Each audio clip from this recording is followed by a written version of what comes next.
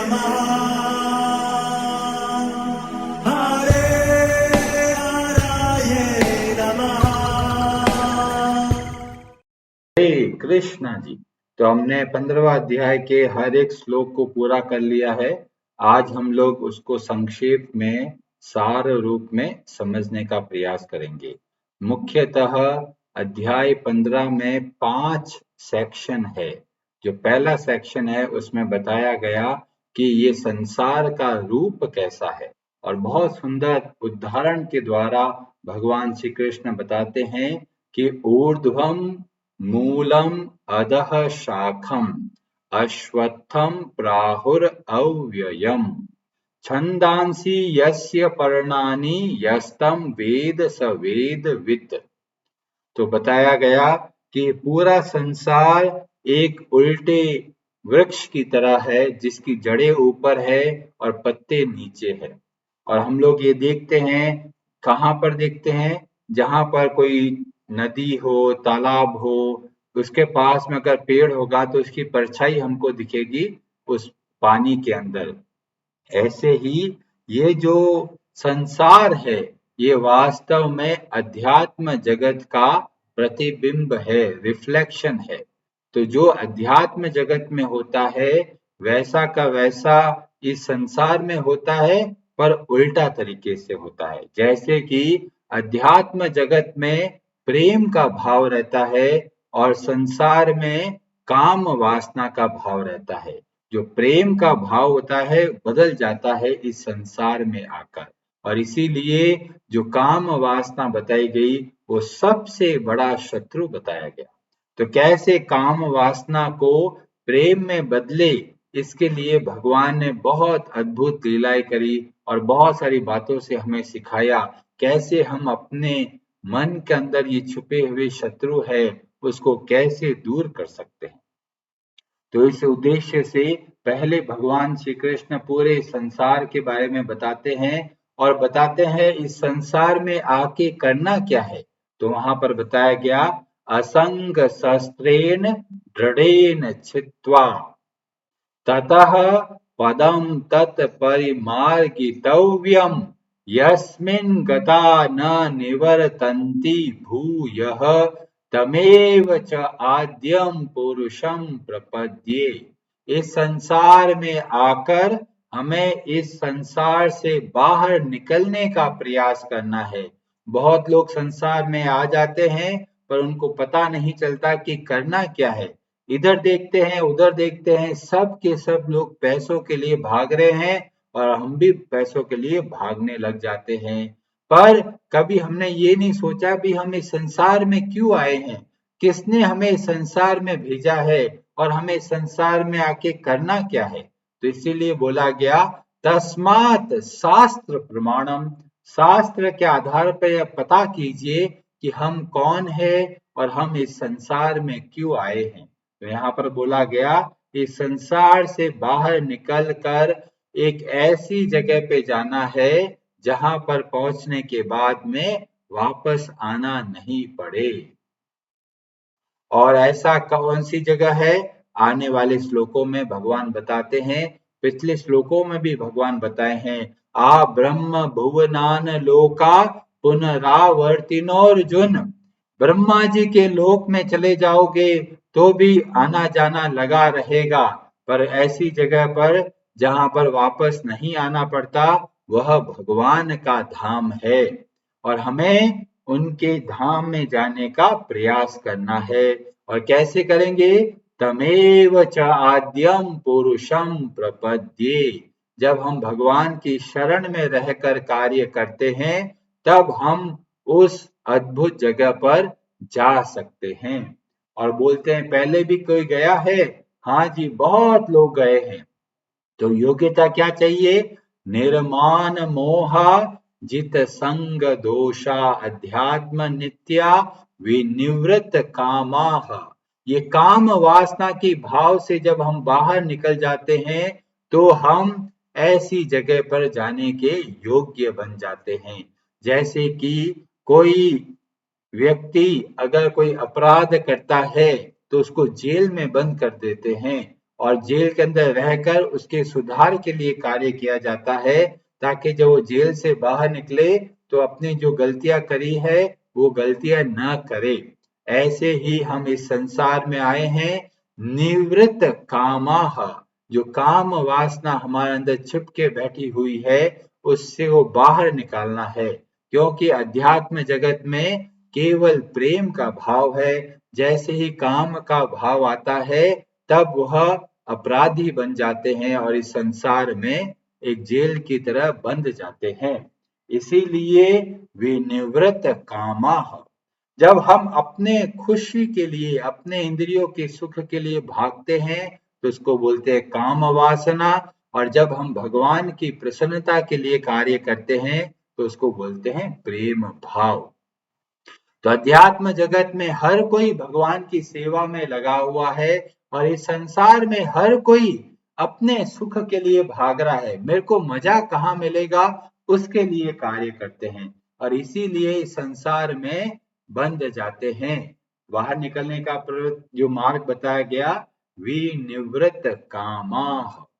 और फिर भगवान श्री कृष्ण बोलते हैं कि ये ऐसा अद्भुत धाम है जहां पर जाने के बाद में वापस आने की कोई आवश्यकता नहीं है, क्योंकि हम सुधर चुके हैं। जब अपराधी बन जाते हैं तो ही संसार में आना पड़ता है। अब कई लोग बोलते हैं अरे जी हम वहां जाके क्या करेंगे, हम तो यहाँ पे खुश हैं। तो भगवान बोलते हैं अरे वो हमारा वास्तविक घर है, अरे हमारा वास्तविक घर है, हमें नहीं पता। तो भगवान बताते हैं इसीलिए मैं बता रहा हूं तुम सब मेरे हो। ममैवांशो जीवलोके जीव भूतः सनातनः। तो हम अपने घर से बिछड़कर इस भयानक जंगल में आकर फंस गए और भगवान श्री कृष्ण बहुत दया करके हमें वापस घर का रास्ता बताते हैं। जैसे कोई बच्चा अपनी माँ से रूठ जाता है और दूर कहीं भटक जाता है, वह बहुत दुख पाता है, माता भी बहुत दुख पाती है और माँ प्रयास करती है कैसे यह बच्चा वापस मेरे पास आए। और यही भाव भगवान के हृदय में है। भगवान देखते हैं अरे ये रूठ के चला गया है, कैसे इसको वापस लेके आऊं, और इसीलिए भगवत गीता का यह अद्भुत ज्ञान दिया जिसके द्वारा हमें पता चला कि हम वास्तव में कौन है। अभी हम अपने आप को कमजोर मानते हैं, लाचार मानते हैं, दुखी मानते हैं, घबराते हैं, डरपोक बन गए हैं, डर लगता है, भयभीत होते हैं। पर भगवान हमको इतनी प्रचंड शक्ति देते हैं, हमें बताते हैं कि तुम कोई और नहीं, साक्षात भगवान श्री कृष्ण के सनातन अंश हो। और भगवान श्री कृष्ण कोई सामान्य व्यक्ति नहीं है, अखिल ब्रह्मांड नायक साक्षात स्वयं भगवान है।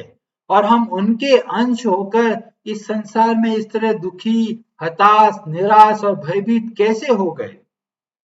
तो बोला गया मनः षष्ठानि इंद्रियाणि प्रकृति स्थानि कर्षति। जब हम अपने आप को शरीर मान लेते हैं तभी हम अपने आप को कमजोर, तभी हम अपने आप को बड़ा भयभीत समझते हैं। पर जैसे ही हम योगस्थ बनते हैं, अपने आप को भगवान का अंश समझ के कार्य करते हैं तो हमें बहुत शक्ति मिलती है। लोग भूत प्रेत टोटकों से डरते हैं, अरे नींबू रख दिया है डर गए, अरे बिल्ली ने रास्ता काट दिया तो डर गए, हर बात में डरपोक बन गए, छोटी छोटी बातों में डरते हैं। पर भगवान हमको इतनी शक्ति देते हैं, हमें बता रहे हैं अरे तुम मेरे अंश हो, किस बात के लिए डर रहे हो।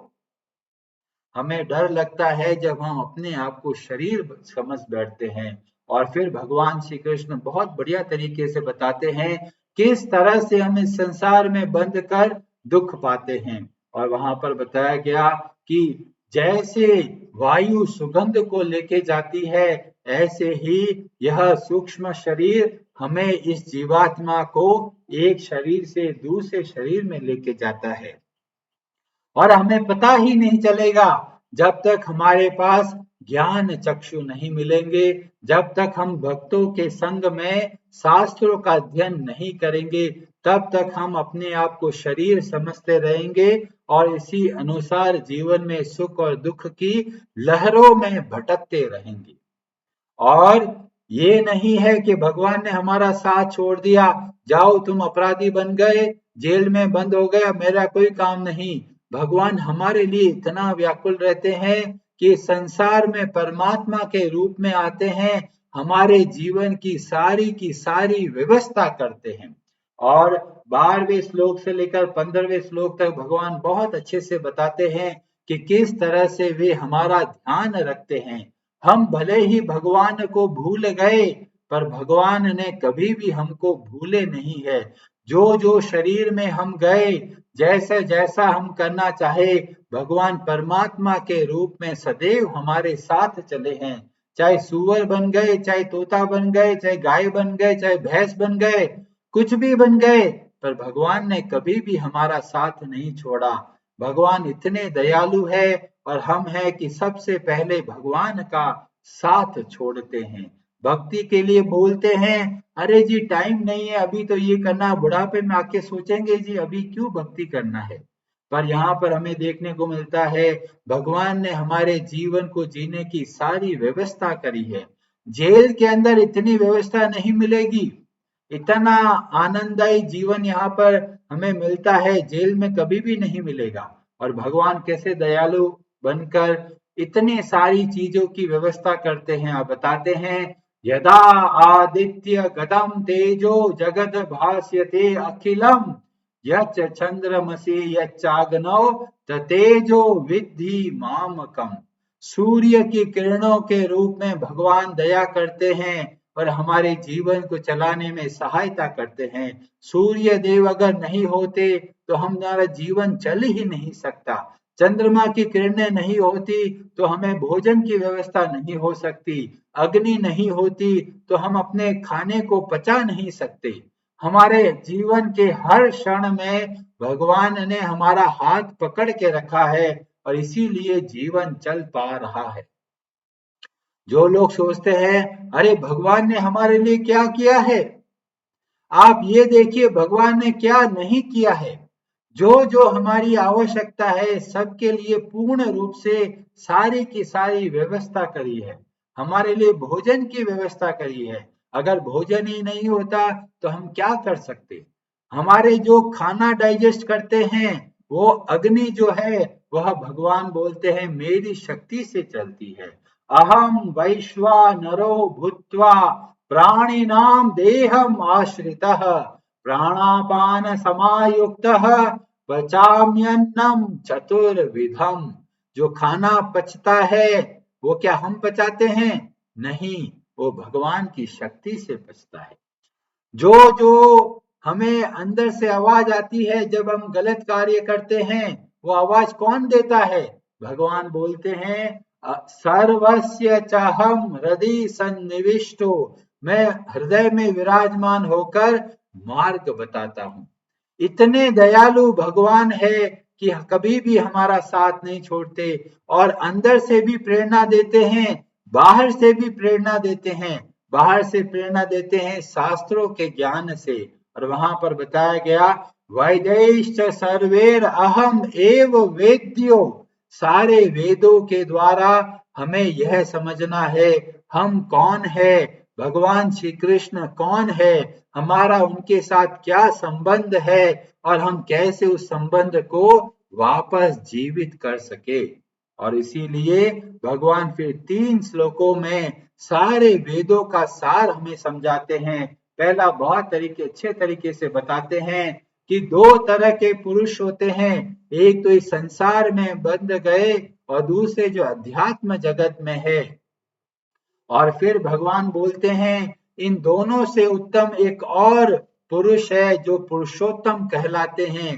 वेदों में जगह जगह पर उनका वर्णन मिलता है और वे पुरुषोत्तम कोई और नहीं, साक्षात स्वयं भगवान श्री कृष्ण है। 18वें श्लोक में बहुत बढ़िया तरीके से हमें बताते हैं यस्माक्षरम अतीतो अहम अक्षराद अपि च उत्तमः अतोस्मि लोके वेदे प्रथितः पुरुषोत्तमः कई लोग सोचते हैं अरे हम ध्यान करेंगे, सिद्धि को प्राप्त कर लेंगे, मुक्ति को प्राप्त कर लेंगे और हम भी बन जाएंगे भगवान। ये ऐसा संभव नहीं है। चाहे कितना भी सिद्ध बन जाए, चाहे कितना भी बड़ा योगी बन जाए, चाहे कितनी भी बहुत सारी शक्ति आ जाए, कोई भी भगवान श्री कृष्ण के समान नहीं बन सकता। वे सब के सब पुरुष हैं, पुरुष ही रहेंगे, कोई भी पुरुषोत्तम नहीं बन सकता।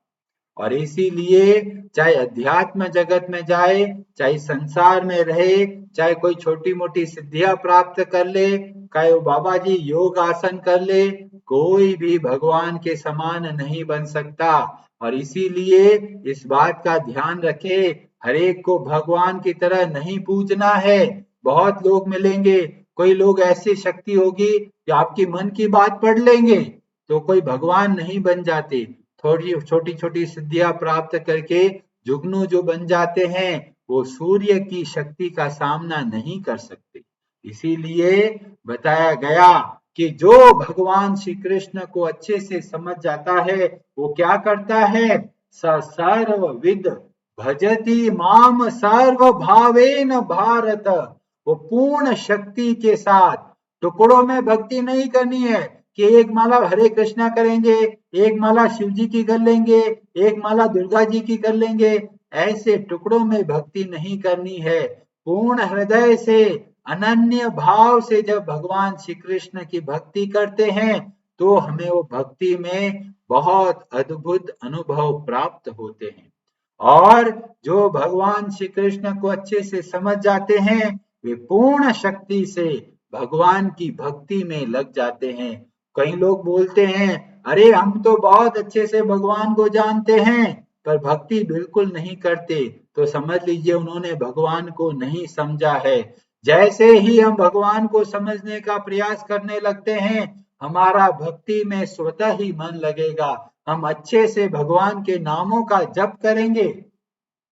और भगवान श्री कृष्ण बोलते हैं ये अद्भुत रहस्य है, लोग जानते नहीं है कि भगवान कौन है, अलग अलग जगह पे भटकते रहते हैं, और भगवान ने बहुत दया करके हमें बताते हैं कि वो वास्तव में परम पुरुषोत्तम स्वयं भगवान श्री कृष्ण है और वे हमारे अपने हैं। और बोलते हैं कि जो इस बात को अच्छे से समझ जाता है, वही वास्तव में बुद्धिमान है और वही वास्तव में कृत्य है। जिस कार्य के लिए संसार में आए हैं, उसको पूरा कर चुके हैं। और इसलिए आप अच्छे से समझकर बहुत दृढ़ता के साथ भक्ति करें। जीवन में कठिनाई बहुत आएगी, पर कठिनाई से कभी भी घबराना नहीं है। नियम से भगवान के नामों का जप करना है, भगवान से प्रार्थना करना है, हे भगवान आपके सिवाय और कोई सहारा नहीं है। इस भाव से भगवान के भक्तों के संग में समझकर भक्ति कीजिए और अपने जीवन को सार्थक बनाइए। हरे कृष्णा जी, आप सबका बहुत बहुत धन्यवाद। हरे हरे नमः।